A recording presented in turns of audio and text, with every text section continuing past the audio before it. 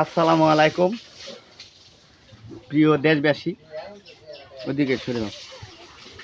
আমি টিকটক করি, আপনারা তো জানেনই।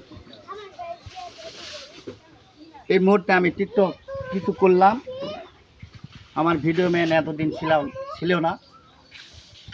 আপনারা পারলে আমার চেহারা দেখে না, আমার মোশান দেখে না, আমার গাড়ি দেখে না, আমার কোনো কিছু দেখে না। আমি যদি টিকটক করতে পারি, আপনারা লাইক শেয়ার ভিউ দিবেন।